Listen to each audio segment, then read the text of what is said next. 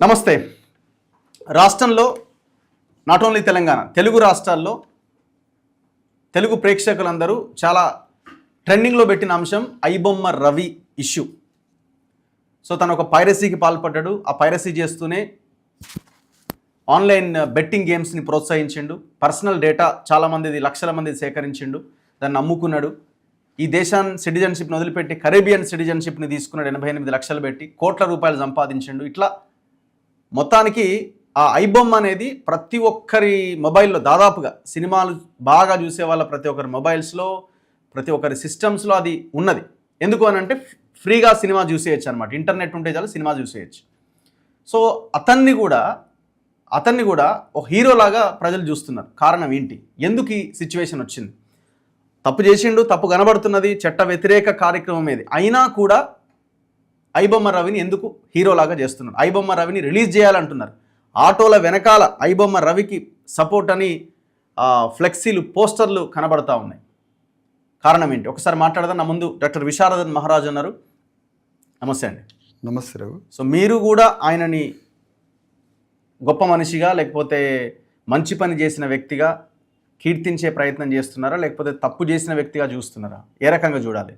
అంటే అతను చేసిన పనిని ఇట్లా చూడాలి సార్. ఒకటి, ఎంచుకున్న మార్గం చట్టరీత్యా అది రాంగ్ కావచ్చు, బట్ సినిమాని డెమోక్రటైజ్ చేశాడు, సినిమాని ప్రజాస్వామ్యం చేయడం. ఎప్పుడైనా కూడా సమాజంలో జరిగే అనేక ఉత్పన్నమయ్యే పరిణామాలకి కౌంటర్ ప్రోగ్రామ్ తయారవుతూ ఉంటుంది. సిస్టంలో మొత్తం అసంతృప్తి అయిందనుకోండి, సివిల్ వార్ వస్తుంది. మనం అన్నమాట కాదు, సమాజాన్ని తయారు చేస్తున్న, కూర్పు నిర్వహిస్తున్నటువంటి ఇంటెలెక్చువల్స్ చెప్తున్న మాట. ఎగ్జాంపుల్స్ ఉన్నాయి కదా, అనేక ఎగ్జాంపుల్స్ ఉన్నాయి. Recent examples. అందుకనే ఇక్కడ మనం అనేది ఏంటంటే, నియంతృత్వం అనే ఒక వర్డ్ ఉంటుంది. నియంతృత్వం అంటే దాన్ని ఇంగ్లీష్లో ఏమంటారు? ఫ్యూడలిజం, డిక్టేటర్షిప్ ఆర్ ఇంకోటి. ఎప్పుడైనా కూడా ఫిలిం ఫాసిజం జరుగుతుంది నా దృష్టిలో. Film fascism, cinema fascism. Film fascism ఏ విధంగా జరుగుతుందంటే, యాక్చువల్గా కళలన్నీ కూడా అణగారిన వర్గాలై ఉన్నాయి.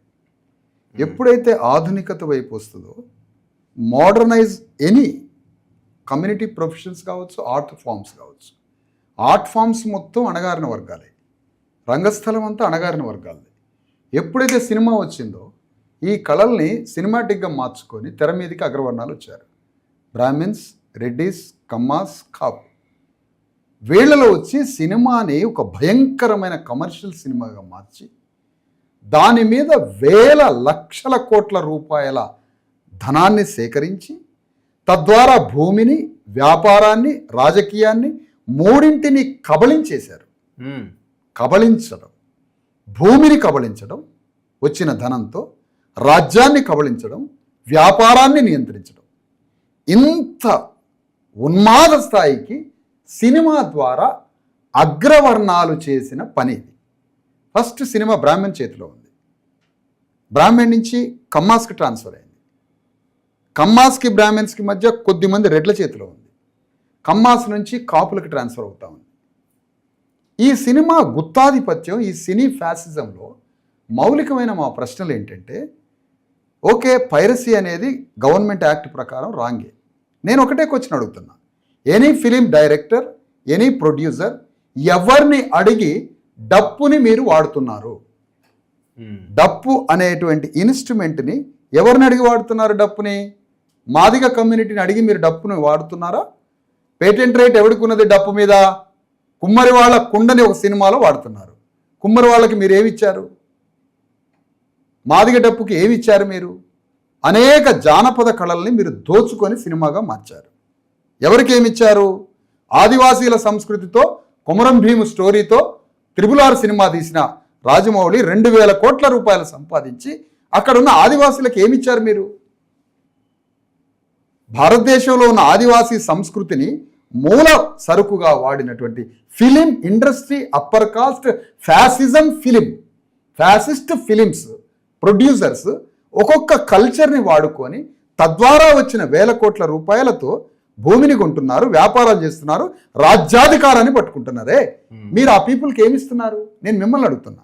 ఐబొమ్మ రవి సినిమాని డెమోక్రటైజ్ చేయాలని పోవచ్చు, గమ్యం కావచ్చు, కానీ వే రాంగ్ కావచ్చు. గవర్నమెంట్ పెట్టిన నామ్స్కి రాంగ్ పోవచ్చు, బట్ సినిమా డెమోక్రటైజ్ అయింది. ప్రభుత్వ చర్యకి కాన్స్టిట్యూషన్ నమ్మేవాళ్ళుగా ఆ చట్టం ద్వారా ఆయనకి శిక్ష పడుతుంది. అది ప్రోగ్రామింగ్ తప్పే, కానీ సినిమా డెమోక్రటైజ్ కావాలనుకున్నాడు ఆయన, సినిమాని అందరికీ చూపించాలనుకున్నాడు, ఏదో జరిగిపోయింది. కానీ సినిమా వాళ్ళని అడుగుతున్నాం. అన్నపూర్ణ స్టూడియో, పద్మాల స్టూడియో, ఈ స్టూడియోలకి 100,000 ఎకరాల భూమి రామానాయుడు స్టూడియో ఇచ్చింది. దేనికి? What purpose? Ramoji film studio 2,500 ఎకరాలు. ఇలాంటి స్టూడియోలు ప్రొడ్యూసర్లకి, సినిమా వాళ్ళకి, అప్పర్ కాస్ట్కి ఇచ్చారు. ఏ అణగారిన కులాలకి ఫిలిం ఇండస్ట్రీలో భూములు ఇవ్వలే. ఈ భూములు కాంగ్రెస్ పార్టీలో ఉన్న రెడ్డి గవర్నమెంట్ కేసీఆర్ రామోజీరావుకి అనేక రకాలుగా దోచిపెట్టారు ఈ భూముల్ని. ఈ భూములు ఇచ్చినప్పుడు మీరు ఆ పట్టాలు చదవండి. దీన్ని కమర్షియలైజ్ చేయకూడదు, దీని మీద యాజమాన్య హక్కులు ఉండవు, ఇవి రెంట్లకి ఇవ్వకూడదు అని అనేక ఒక 7-8 కండిషన్స్ తోటి ఆ పట్టా ఇచ్చారు. వాళ్ళు ఏం చేస్తున్నారు? దాన్ని వ్యాపారంగా మార్చారు, దాన్ని లీజుకి ఇస్తున్నారు, అవి రెంట్స్కి ఇస్తున్నారు, షాపింగ్ మాల్స్ కట్టారు. ఈ ప్రశ్నకు సమాధానం చెప్పాలి ఫిలిం ఇండస్ట్రీ. ఫిలిం ఛాంబర్స్కి ఇప్పుడు ఉన్నటువంటి దిల్ లేని దిల్ రాజు ఉన్నాడు కదా, దిల్ లేని దిల్ రాజు వెంకటరామిరెడ్డి, అతను సైలెంట్గా దానికి పెట్టారు కదా, అతను సమాధానం చెప్పాలి దీనికి. అప్పర్ కాస్ట్ కంట్రోల్ ఫిలిం వాళ్ళ దగ్గర Chiranjeevi as a person, very good person, as a person, as a film representative పచ్చి దొంగలకు నాయకత్వం ఇస్తున్నాడు చిరంజీవి. ఎందుకు? నీ ఫిలిం ఇండస్ట్రీలో ల్యాండ్ ఎక్కడున్నది? అది కమర్షియలైజ్ అవుతుందా? గవర్నమెంట్ ఇచ్చింది. మీరు ఏమైనా ట్యాక్స్లు పర్ఫెక్ట్గా కడుతున్నారా? ఒక్కొక్క ఫిలిం బయటికి రాగానే 100,000 కోట్లు ఎందుకు దొరుకుతున్నాయి మీ కొంపల్లో? ట్యాక్స్ ఇన్కమ్ ట్యాక్స్ దాడులు ఎందుకు జరుగుతున్నాయి? మీకు ఇచ్చినటువంటి బంజారా హిల్స్లో 100 ఎకరాల భూమి మీరు కమర్షియల్ చేయకుండా, కమర్షియల్ చేయొద్దని గవర్నమెంట్ రెంట్కి ఇవ్వద్దు, లీజుకి ఇవ్వద్దు, దాని మీద ₹1 కమర్షియలైజ్ చేయొద్దు, అది సామాజిక సేవ కోసం ఇచ్చింది ల్యాండ్. ఆ ల్యాండ్ మీద మీరు చేస్తున్న పని ఏంటి? దందా అంటే కల్చర్ని వాడతారు. మీరు చూడండి, కెమెరా కానీ, స్టోరీస్ కానీ, సినిమా ట్యూన్స్ కానీ, ఇవన్నీ హాలీవుడ్ నుంచి కాపీ కొడుతున్నారు. మీకు మణిరత్నం గొప్ప డైరెక్టర్గా కనిపిస్తాడు. మణిరత్నం వాడుతున్న ప్రతి సీన్ అది హాలీవుడ్ నుంచి కాపీ కొడుతున్నాడు.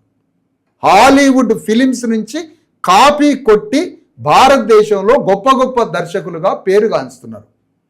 హాలీవుడ్ వాడు వీళ్ళని వదిలేసిండు. బిచ్చగాళ్ళు కుక్కలరా, వీళ్ళు మా స్టోరీలను కాపీ కొడుతారు. వాడు సీరియస్గా తీసుకోలే మనలాగా. వాడు వదిలేసిండు. వాడు వదిలేసే టైప్ కదా, వాడి బచ్చగాళ్ళని వదిలేసే టైప్. హాలీవుడ్ ఫిలిమ్స్ నుంచి మీరు ఎందుకు స్టోరీ కాపీ కొడుతున్నారు? మీకు ఎవడిచ్చిండు ఆ రైటు? నైతికంగా అంటున్నా, మీకు చట్టం లేకపోవచ్చు. నైతికంగా నేను అడుగుతున్నాను సార్, నైతిక ధర్మంతో అడుగుతున్నా. మీరు అట్లా కాపీ కొట్టొచ్చా? అది కూడా కాపీయే కదా. కాపీ కదా, అది కాపీ కదా, మోరల్ కాపీ కదా. రామ్ గోపాల్ వర్మ ఏం చెప్తున్నాడు? నేను పలానా ఫిలిం నుంచి పలానా సీన్ కాపీ కొడుతున్నా అని చెప్తున్నాడు రామ్ గోపాల్ వర్మ ఓపెన్గా. దానికి రామ్ గోపాల్ వర్మని నేను అభినందిస్తున్నా. కానీ ఇంకా 50% చెప్పాలి ఆయన. Dalapathi cinema all over India కాదు, వరల్డ్లో క్లిక్ అయింది. దళపతిలో scene by scene Hollywood Godfather cinema నుంచి కాపీ కొట్టాడు మణిరత్నం. ఆ జైల్లో ఉన్నటువంటి ఖైదీని కాల్చడానికి వస్తారు, అతన్ని బ్యాక్ నుంచి ఇంకోటి కాల్చడానికి వస్తాడు. ఈ సీన్స్ ఎక్కడి నుంచి తీసుకుంటున్నారు మీరు? హాలీవుడ్ నుంచి మీరు కాపీలు కొడతారు. అది పైరసీ కాదు. బొమ్మని, సినిమాని డెమోక్రటైజ్ చేయాలనుకుంటే బట్ వేలో తప్పు జరిగింది. అయి బొమ్మ ఇది తప్పు కాదు. హాలీవుడ్ ఫిలిం ఇండస్ట్రీ గత 50-60 ఏళ్లుగా వరల్డ్లో లక్షల కోట్లు వసూలు చేసే ప్రపంచాన్ని కుదిపేస్తుంది హాలీవుడ్ ఫిలిం. ఎందుకో తెలుసా? హాలీవుడ్ ఫిలిం ఇండస్ట్రీలో 40% share, 40% camera, directors, producers, all 24 క్రాఫ్ట్స్లో బ్లాక్స్ని ఇన్వాల్వ్ చేశారు. నల్లవాళ్ళ భాగస్వామ్యంతో హాలీవుడ్ సినిమాలు వస్తున్నాయి. తెలుగు ఫిలిం ఇండస్ట్రీలో నల్లవాళ్ళు కాదు, ఇక్కడ ఉన్నటువంటి బీసీఎస్సీ ఎస్టీలకి ఒక్కడికి భాగస్వామ్యం ఇచ్చారా? పుష్ప హీరో వాడంత లఫంగి లోఫర్గా లేడని చెప్తున్నాను నేను. ఆ లఫంగి ఏం చేస్తున్నాడు? కూల్ డ్రింకులు తాగమని థమ్సప్ బాటిల్ని కోట్ల మంది ఆరోగ్యాన్ని ధ్వంసం చేసే WHO వరల్డ్ హెల్త్ ఆర్గనైజేషన్, ఐక్యరాజ్య సమితి అనుబంధ సంస్థ, అనేక హెల్త్ ఆర్గనైజేషన్స్ షుగర్ రావడానికి, సర్వరోగాలు రావడానికి థమ్సప్, కోకోకోలా బాటిల్స్ కారణమని చెప్తుంటే థమ్సప్ తాగమని చెప్తున్నటువంటి ఆ లోఫర్, ఆ పుష్ప హీరో జాతీయ ఉత్తమ నటుడు. ఏమండి? జాతీయ ఉత్తమ నటుడు మహేష్ కూల్ డ్రింక్స్కి అడ్వర్టైజ్ చేస్తున్నాడు. మహేష్ బాబు, మహర్షి సినిమా తీసిన మహేష్ బాబు ధర్మకోల్ షీట్తో తయారు చేసిన నాగలి మోస్తాడట. ఈడు హీరో అనుకుంటారు మా వాళ్ళు. ధర్మకోల్ షీట్తో. మహర్షి డైరెక్టర్ ఎవరు? అడవుల్లో కరీంనగర్, ఆదిలాబాద్ అడవుల గుట్టల మధ్య ఉన్న ఎవరు? పైడిపల్లి వంశీ, ఫ్యూడల్ వెలమ వాళ్ళ కొడుకు. వీళ్ళంతా తీసే సినిమాల ద్వారా హీరోలయ్యి వీళ్ళు యాడ్స్లో నటించి ఒక్కొక్క హీరో కూల్ డ్రింక్స్కి అడ్వర్టైజ్ చేస్తారా? ఏరోప్లేన్ల నుంచి వచ్చి అడ్వర్టైజ్ చేస్తారా? సినిమాని డెమోక్రటైజ్ చేయడానికి ఒక్కడు మాట్లాడడా? ఒక్క చిరంజీవి కుటుంబం నుంచి 25 మంది హీరోలు అవుతారా? ప్రేక్షక దేవుళ్ళు అని అంటున్నారు కదా వీళ్ళు. ప్రేక్షక దేవుళ్ళలో ఒక్క BCSC ప్రేక్షకుడిని మీరు హీరో చేశారా? ఒక్కనన్న సినిమాలో మీరు డైరెక్టర్గా అవకాశం ఇచ్చిండ్రా? ఎందుకు మీ సినిమా డెమోక్రటైజ్ కావట్లే? మీ సినిమా ప్రొడక్షన్ ఎందుకు డెమోక్రటైజ్ కావట్లే? అసలు కథలు, సంగీతం, అభినయం అన్నీ ఎవరిలో ఉంటాయి? దేశ మూలవాసుల్లో ఉంటాయి. సృజనాత్మకత, వైవిధ్యత, కళలు, ఆర్ట్ ఫామ్స్ అన్నీ ఎవరిలో ఉంటాయి? అణగారిన వర్గాల్లో ఉంటాయి. వాళ్ళకు ఒకసారి ఛాన్స్ ఇవ్వండి. తెలుగు ఫిలిం ఇండస్ట్రీ ఎక్కడ దాకపోతుంది? నేను అంటున్నా, Shankar Jaikishan film music director. ఎవరికి? R.D. బర్మన్, S.D. బర్మన్, లక్ష్మీకాంత్ ప్యారెలాల్, అనేక మంది మ్యూజిక్ డైరెక్టర్లకి పితామహుడు శంకర్. ఫ్రమ్ హైదరాబాద్ బేగం బజార్. హైదరాబాద్ బేగం బజార్. ఈ అనిల్ కపూర్, ఇప్పుడున్న కపూర్లో ఒక హీరోయిన్ల పేర్లు చెప్పు. కపూర్లు ఉన్నారు కదా, కరీనా కపూర్. వీళ్ళందరికీ తాత రాజ్ కపూర్. రాజ్ కపూర్ తండ్రి పృథ్వీరాజ్ కపూర్. పృథ్వీరాజ్ కపూర్ ఒక రంగస్థలాన్ని నడిపే వ్యక్తి. అతను ఒకరోజు హైదరాబాద్ వచ్చాడు. హైదరాబాద్ వచ్చి నాటకం వేయడానికి బయలుదేరాడు. ఆ నాటకానికి తబలిస్ట్ రావడం మిస్ అయింది. ఆయన నుంచి తబలిస్ట్ కావాలి. బేగం బజార్లో తబలా కొడుతున్నాడు రోడ్డు మీద శంకర్. అతన్ని తీసుకురండి అన్నారు. ఆ తబలా కొట్టేవాడు వచ్చి పృథ్వీరాజు డ్రామాలో తబలా కొడితే దిమ్మ తిరిగిపోయింది తబలా. ఆ తబలాతో శంకర్ని పృథ్వీరాజ్ కపూర్ బాంబే పట్టుకుపోయాడు.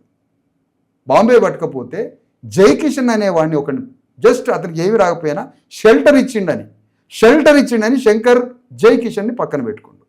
శంకర్కి స్నేహితుడు జైకిషన్ ఒక ఫ్రెండ్ మాత్రమే, కానీ మ్యూజిక్ పేరు పెట్టుకున్నాడు.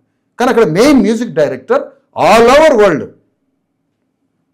ఆవారాహం అనే పాట, ఇంకా చాలా పాట, అసలు ఒకటేంటి రాజ్ కపూర్ ఫిలిమ్స్ మొత్తం ఆయన.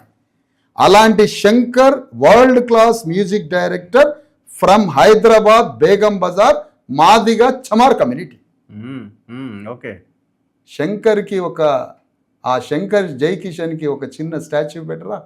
దిల్లు లేని దిల్లు రాజు పెట్టడా? ఇక్కడ శంకర్ తబలిస్ట్, అక్కడ విజయవాడలో జడ్సన్ తబలిస్ట్. 30 years ఘంటసాలకి తబలా వాయించండి Judson from Vijayawada. From Vijayawada Judson. Modukuri Johnson Babu, greatest film writer from Kolakaluru Tenali. ఆయన దగ్గర అడ్రస్ అసలు నేను చెప్పిన నాకు పేర్లు తెలుసా మీకు? తెలియదు. వీళ్ళు ఎందుకు బయటికి రావడాలి? నేను రౌడీ ఆట ఆయన బహిరంగ సభలో చెప్తాడు. దేవరకొండ, ఎవరు ఆయన పేరు? విజయ దేవరకొండ. ఆయన అర్జున్ రెడ్డిలో డ్రగ్స్ మీద తాగి డ్రగ్స్ వాడాలని చెప్పే అర్జున్ రెడ్డిలో చేసిన నటుడి పేరు ఏంది? ఆయన పేరు రౌడీ అంటాడు.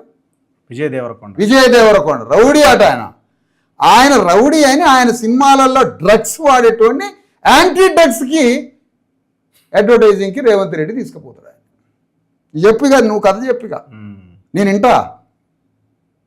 ఇది ఆ ఫిలిం, ఇదేనా ఫిలిం డెమోక్రటైజేషన్?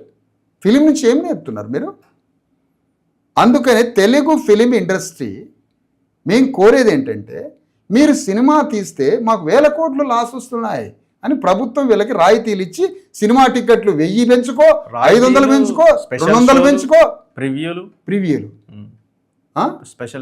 స్పెషల్ షోలు దేంటిది అంటే 2000 రూపాయలు పెట్టి పిచ్చోళ్ళ సినిమా చూసి ఆత్మహత్యలు చేసి ఆ రష్లో పడి సచ్చారు మన ఆర్టీసీ క్రాస్ రోడ్లో. 2000 అంటే ఏంటో తెలుసా రఘు గారు? 2000 అంటే చెప్పండి నాకు. ఒక పేద కుటుంబానికి 30 రోజులు సరుకులకు వస్తాయి 2000 రూపీస్. 2000 రూపాయలు సరుకులు వస్తాయి, కిరాణా సరుకులు. ఆ 2000 వీడి ఎమోషన్ క్రియేట్ చేస్తే ఆ ఎమోషన్కి 2000 కట్టాలి. పోనీ వీడి సినిమాలలో సోషల్ ట్రాన్స్ఫర్మేషన్, సామాజిక లక్ష్యాలు ఏమైనా ఉన్నాయి అవి సినిమాలలో? లేదు, అంత డూపే కదా. అంత డూపే. సినిమాలలో డూప్స్ ఎన్నోసార్లు చచ్చిపోయారు. మహేష్ బాబు పైనుంచి దూకుతాడు, మహేష్ బాబుని వెనక నుంచి షూట్ చేస్తారు అదే చొక్కా వేసి, కానీ దూకేది ఒక దళితుడు. కర్ణాటకలో 2 డూప్స్ చచ్చిపోయారు.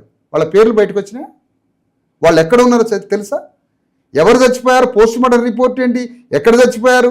వాళ్ళది ఏ ఊరు? డూప్స్ అనేక మంది సినిమా షూటింగ్లలో చచ్చిపోతారు. Dupes from BC SC STs. వాళ్ళ చావులకు అడ్రస్ ఉందా ఎక్కడన్నా? అందుకనే ఇవాళ ఐబొమ్మ రవి రావచ్చు, రేపు ఇంకొకటి రావచ్చు, ఇంకొకటి రావచ్చు, 100 మంది పుట్టొచ్చు. ఒక ఫ్యాసిజం నియంతృత్వం జరుగుతున్నప్పుడు దాన్ని లిబరేట్ చేసుకోవడానికి 100 మార్గాలతో 100 మంది వస్తారు. ఇది నేచర్ సైన్స్ చెప్తా ఉంటుంది. ఇది material science or human science. మేం కోరేది ఏంటంటే ఇప్పటికైనా ఇండియన్ సినిమా, ఇంకా ముఖ్యంగా చెప్పాలంటే తెలుగు సినిమా డెమోక్రటైజ్ కావాలి. ఆ సినిమాకి సామాజిక లక్ష్యం ఉండాలి. ప్రభుత్వం ఇచ్చే అన్ని రాయితీలని అనుభవిస్తున్నటువంటి తెలుగు ఫిలిం ఇండస్ట్రీ డెమోక్రటైజ్ అయ్యి ఆ ఫిలిం ఇండస్ట్రీలో బీసీఎస్సీ ఎస్టీలని భాగస్వాములు చేయాలి. హీరోలుగా, కథా రచయితలుగా, దర్శకులుగా డెమోక్రటైజ్ చేయాలి. కాబట్టి ఈ సినిమాలో డెమోక్రటైజ్ చేసి పీపుల్ని భాగస్వాములు చేసి వాళ్ళ టికెట్ ధరల్ని 10 రూపాయలు, 20 రూపాయలు ఉచితము చూపించండి. ఇప్పుడు సజ్జనారు ప్రెస్ మీట్ పెట్టి మొత్తం అందరినీ లైన్లో కూర్చోబెట్టి ఇదంతా కూడా షో ఆఫేనా? ఒకటి సార్, సజ్జనార్ అంటే ఆయన చేస్తున్న పని ఏంటి? చట్టం పని. సజ్జనార్ చేస్తున్న పని ఏంటి? చట్టమే. చట్టం. ఆయనకి చట్టాన్ని రక్షించమని సజ్జనార్ గారిని అపాయింట్ చేసిండు. సజ్జనార్ ఏమైనా స్వయంగా తన భావాలని, ఇప్పుడు నాకున్న భావాలే సజ్జనార్ గారికి ఉన్నాయనుకోండి, చేస్తాడా? చేయలేడు కదా. పోలీస్ ఆఫీసర్ అంటే ఏంటి? అవును, విధేయుడు, చట్టానికి విధేయుడుగా ఉంటాడు. ఆయన ప్రైవేట్ ఫీలింగ్స్ని కనుక్కోండి మీరు. సజ్జనార్ ఏం చేస్తాడు? సజ్జనార్ గారి మీద వచ్చే ఆదేశించిన వాళ్ళు అసెంబ్లీలో చట్టాలు తయారు చేయడం, ఫ్రేమింగ్ అంతా అక్కడి నుంచి వస్తుంది కదా.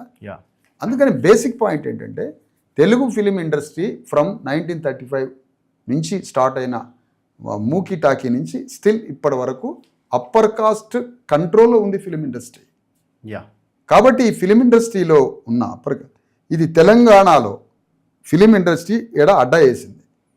ఈ అడ్డా వేసిన తెలుగు ఫిలిం ఇండస్ట్రీని డెమోక్రటైజ్ చేయాలి. అన్ని వర్గాలను అందులో కలుపుకోవాలి. టికెట్ల ధరల్ని 10 రూపాయలు, 20 రూపాయలు పెట్టాలి. 50 రూపాయల కన్నా 1 రూపాయి టికెట్ పెట్టొద్దు. మరి ఎట్లా మంచినీళ్ళు? థియేటర్, నేను సినిమాలు చూస్తాను, నేను అప్పుడప్పుడు థియేటర్లో మంచినీళ్ళు ఉండవు. థియేటర్లను చూసేది జాయింట్ కలెక్టర్. 60 రూపాయలు జాయింట్ కలెక్టర్ థియేటర్లను మానిటర్ చేసేది. ఎక్కడైనా మంచినీళ్ళు పెడతాడా? లేదు. ఎందుకు పెట్టట్లే వాటర్? సినిమా చూసేదంతా ప్రేక్షకులు ఎవరు? 90% బీసీఎస్సీ ఎస్టీల నెత్తురుతోటి ఈ ప్రొడ్యూసర్లు డబ్బులు తీసుకుంటారు. వందల కోట్ల రూపాయలు. మా కూలీ డబ్బులు మొత్తం వైన్ షాపులకి, సినిమాలకి, హాస్పిటల్కి, పోలీస్ స్టేషన్లకు పోతున్నాయి బీసీఎస్సీ ఎస్టీలకి. ఒక్కటన్నా పర్పస్ఫుల్ ఒక కాన్సెప్ట్ ఉందా ఒక సినిమాలో?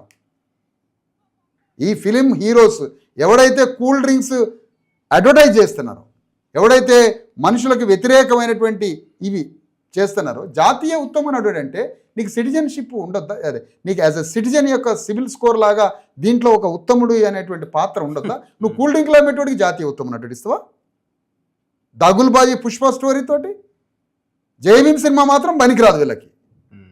అందుకనే మా బీసీఎస్సీ ఎస్టీ ఒపీనియన్ ఏదైతే ఐడియాలజీ ఉందో అది సినిమాలో అడుగుతాం, అప్పర్ కాస్ట్ పరిశ్రమల్లో అడుగుతాం, ఎనీవేర్ ప్రతి ప్లేస్లో 90% బీసీఎస్సీ ఎస్టీస్ వాటాని అడిగి తీరతాం. ఎంతకైనా పోతాం, మేము పోరాడతాం. Thank you very much Visharadan గారు. అందుకే ప్రజల నుంచి ఈ రకమైన స్పందన వస్తున్నది. ఇండస్ట్రీ మీద ప్రజలకు కూడా అంత కోపం కానీ, ద్వేషం కానీ, ఒక రకమైన ఏహ్య భావం కానీ కనబడుతున్నది. సో ఇది మార్చుకోవాల్సిన బాధ్యత ఇండస్ట్రీది, ఈ వ్యవస్థది. చూస్తూనే ఉండండి మన తొలి వెలుగు.